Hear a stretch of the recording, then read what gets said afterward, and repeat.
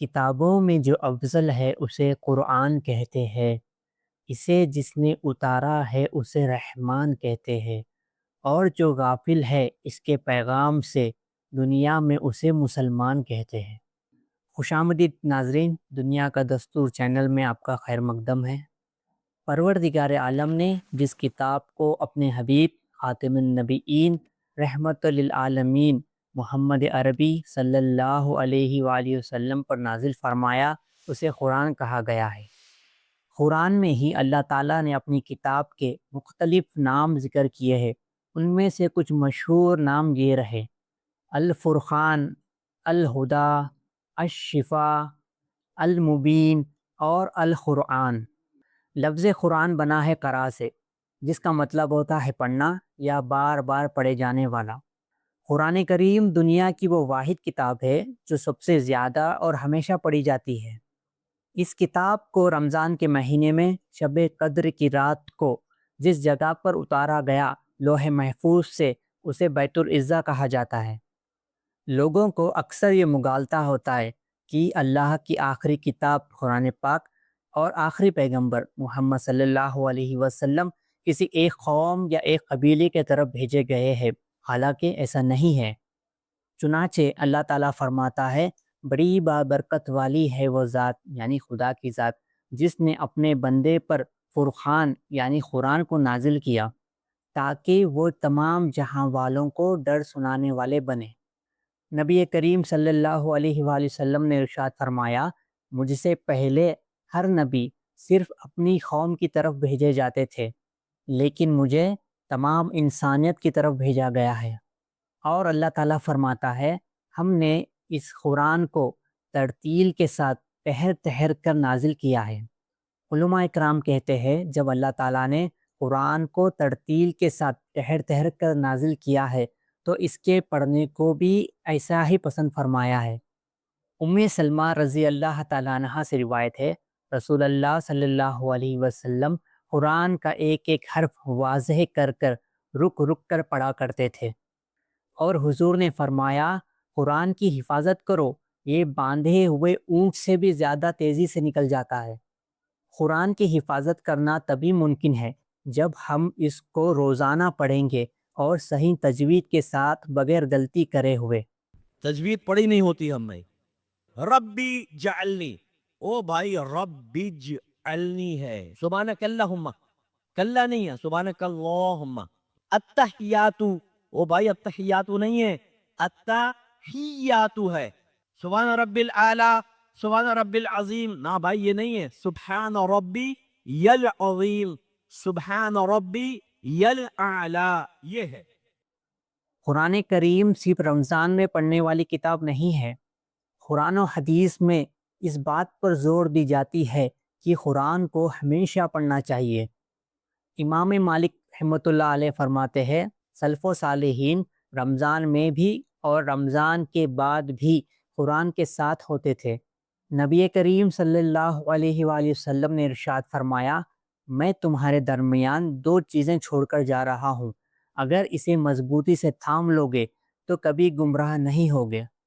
حضور نے فرمایا: اس میں سے ایک ہے اللہ کی کتاب اور دوسری ہے میری سنت۔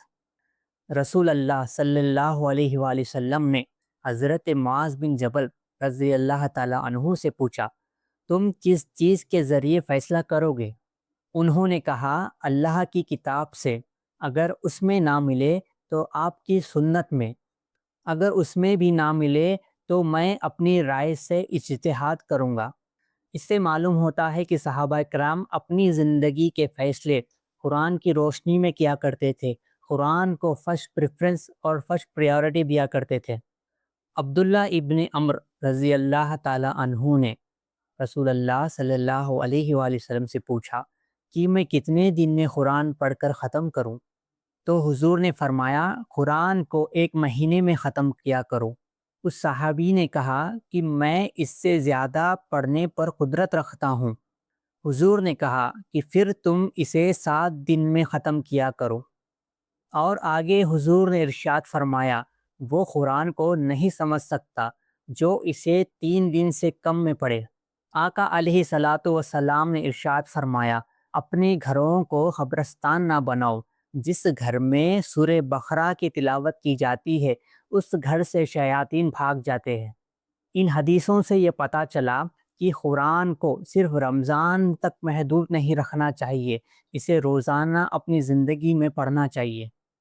اگر ہم صرف رمضان میں ہی قرآن کو پڑھ کر چھوڑ دیں گے تو رسول اللہ صلی اللہ علیہ وآلہ وسلم اللہ کی بارگاہ میں شکایت کریں گے کہ اے پروردگار، میری قوم نے قرآن کو چھوڑ دیا تھا۔ ہم نے تو قرآن چھوڑ دیا نا، حق سچ کا فیصلہ تو اس نے کرنا تھا نا، معیار تو یہ ہے نا جی، ہم نے چھوڑ دیا۔ آج جی وہ یہ کہہ رہا ہے، وہ یہ کہہ رہا ہے، او بھائی کتے مارے یا نہ جائیں، وہ چھڑ اے ویخ قرآن کیا کہہ رہا ہے میاں، یہ دیکھ۔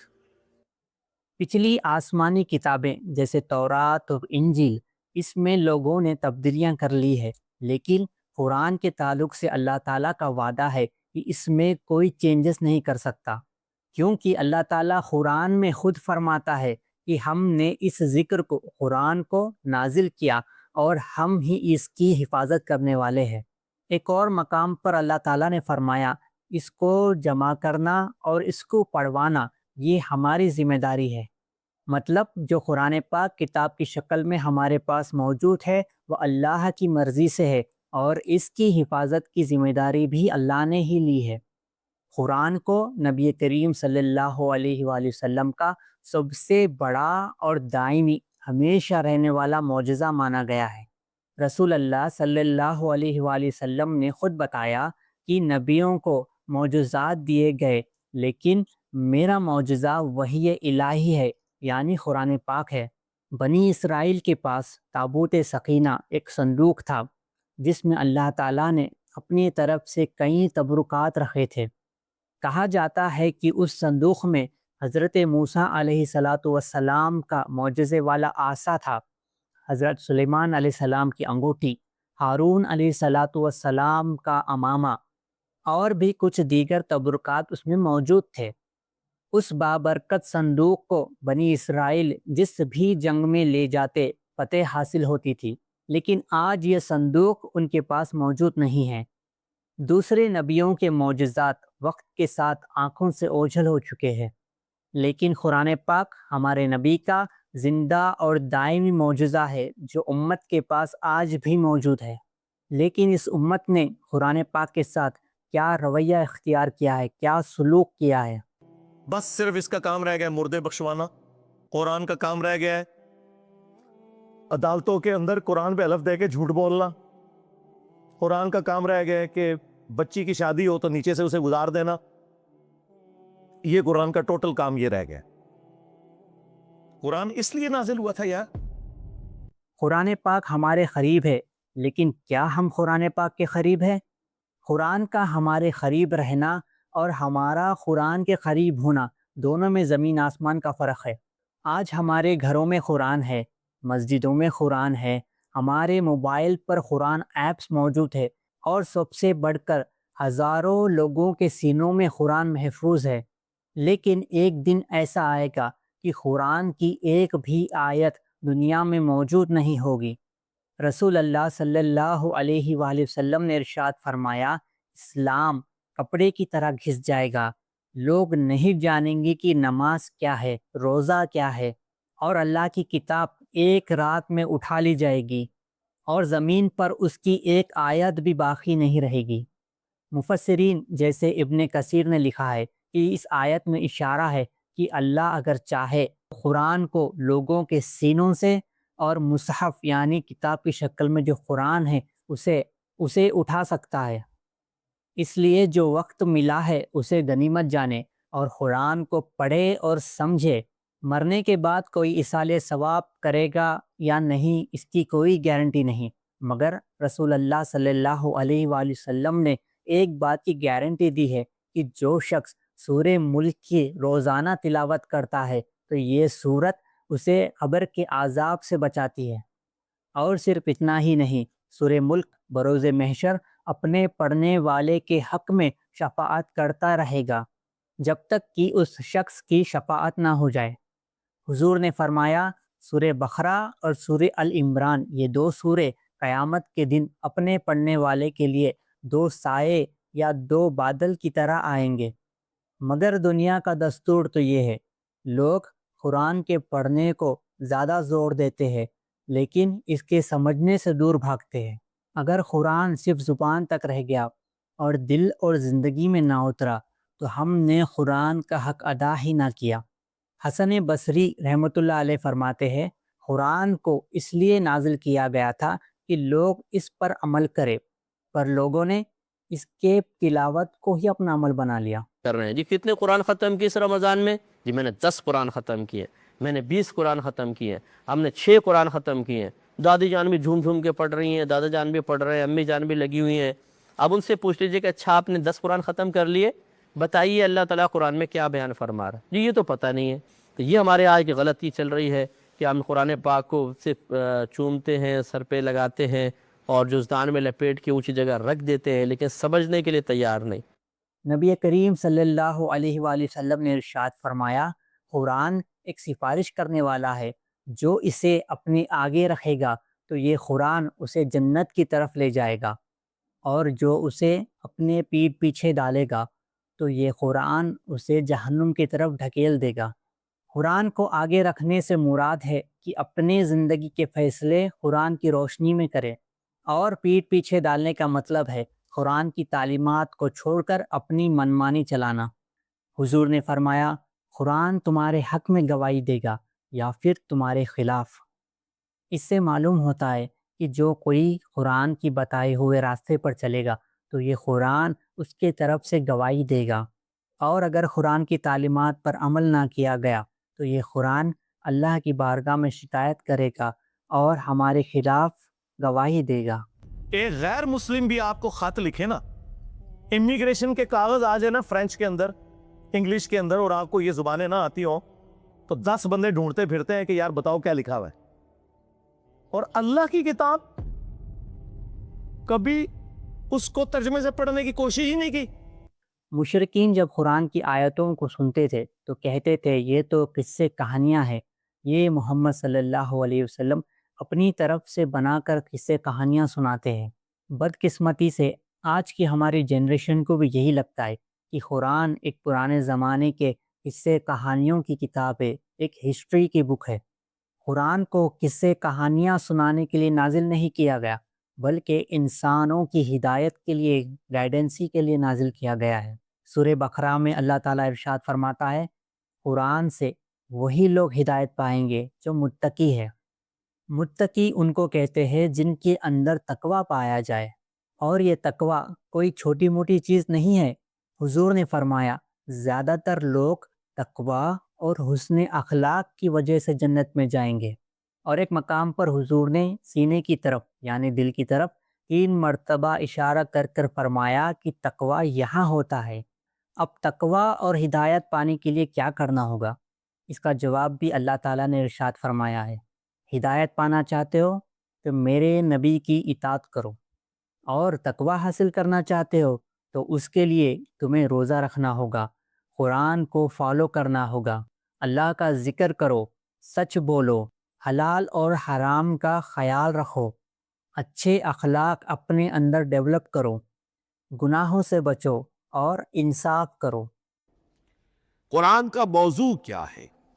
تو پہلی بات یہ سمجھیے، قرآن کا موضوع ہے انسان، لیکن انسان کی اناٹمی نہیں، انسان کی فزیولوجی نہیں، انسان کی انتھروپولوجی نہیں، کچھ نہیں، انسان کی ہدایت۔ اس میں کوئی شک کی بات نہیں کہ قرآن کو پڑھنا ثواب، اس کو سننا ثواب، یہاں تک کہ اس کو دیکھنا بھی ثواب، مگر اللہ کے نزدیک اس کا حق تبھی ادا ہوگا جب ہم اس پر غور و فکر کرنا شروع کریں گے۔ اللہ تعالیٰ قرآن میں کئی جگہ فرماتا ہے کہ یہ لوگوں کو کیا ہوا، یہ تدبر کیوں نہیں کرتے، یہ غور و فکر کیوں نہیں کرتے، یہ نصیحت حاصل کیوں نہیں کرتے۔ قرآن پر تدبر، غور و فکر کرنا ہے تو صرف عربی پڑھنے سے کام نہیں ہوگا، اس کی ہر ایک آیت کا ترجمہ اور تفسیر جاننا ضروری ہے۔ علماء کرام کہتے ہیں، اگر کوئی انسان بغیر علم یا استاد کے سیدھے ترجمہ پڑھ کر خود فیصلہ کرتا ہے تو گمراہ ہو سکتا ہے، کیونکہ قرآن مجید میں کچھ آیتیں ایسی ہیں جو سیدھی اور صاف سمجھ میں آتی ہے، جن کو آیت محکمات کہتے ہیں، اور قرآن میں وہ آیتیں بھی ہیں جن کا پورا مطلب صرف اللہ ہی جانتا ہے، جس کو آیت متشابہات کہتے ہیں۔ قرآن میں کچھ ایسی آیتیں موجود ہیں جو پہلے حکم کو بدل دیتی ہے، جس کو ناسخ کہتے ہیں، آیت ناسخ، اور وہ آیتیں جن کا حکم بعد میں بدل دیا گیا، اس کو منسوخ کہتے ہیں، آیت منسوخ۔ تو قرآن میں آیت محکمات ہے، متشابہات ہے، ناسخ ہے، منسوخ ہے، اور بھی بہت کچھ ہے، جن کو جاننے کے لیے صحیح علم اور استاد کی ضرورت پڑ سکتی ہے۔ سورہ بقرہ میں اللہ تعالیٰ فرماتا ہے، قرآن کے ذریعے ہم بہتوں کو ہدایت دیں گے اور بہتوں کو گمراہ کریں گے۔ یہاں پر سمجھنے والی بات یہ ہے کہ قرآن خود گمراہ نہیں کرتا، بلکہ کچھ لوگ غلط ترجمہ پڑھ کر، تفسیر نہ جان کر، اپنی خواہش کے مطابق قرآن کو سمجھنے سے گمراہ ہوتے ہیں۔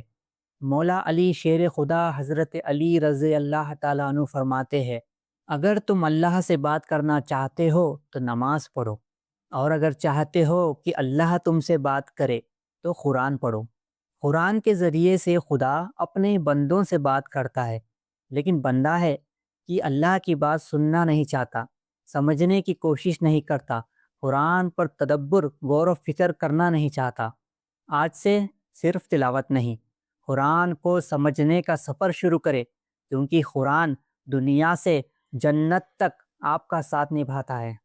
قرآن مجید کا صحیح فہم عمل کے بغیر ممکن نہیں۔ جب تک قرآن مجید کے بتائے ہوئے راستے پر آدمی چلے گا نہیں، قرآن کی اصل حقیقت اس پر کبھی منکشف نہیں ہو۔ قرآن مجید کی انگلی پکڑ کر اگر آپ چلیں گے تو پھر درجہ بدرجہ قرآن آپ پر منکشف ہوتا چلا جائے گا۔ آج کے لیے بس اتنا ہی۔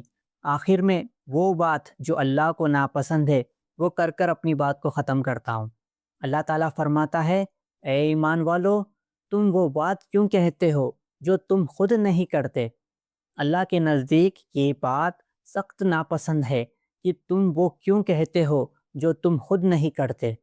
اس لیے اللہ سے دعا ہے کہ کہنے سننے سے زیادہ خدا ہمیں عمل کرنے کی توفیق عطا فرمائے۔ امید کرتا ہوں کہ یہ ویڈیو آپ کو ضرور فائدہ پہنچائے گا۔ اگر ویڈیو اچھا لگا ہو تو لائک کریں، کمنٹ سیکشن میں اپنی رائے یا سجھاؤ دینا نہ بھولیں۔ اس ویڈیو کو ثواب کی نیت سے سب کے ساتھ لازمی شیئر کریں۔ اس چینل کا اگر کنٹینٹ آپ کو پسند آتا ہو تو ضرور سبسکرائب کر کے جائیں۔ ملتا ہوں آپ سے بہت جلد، تب تک دعا میں یاد رکھیں، اپنا اور اپنوں کا خیال رکھیں۔ ٹیک کیئر، اللہ حافظ۔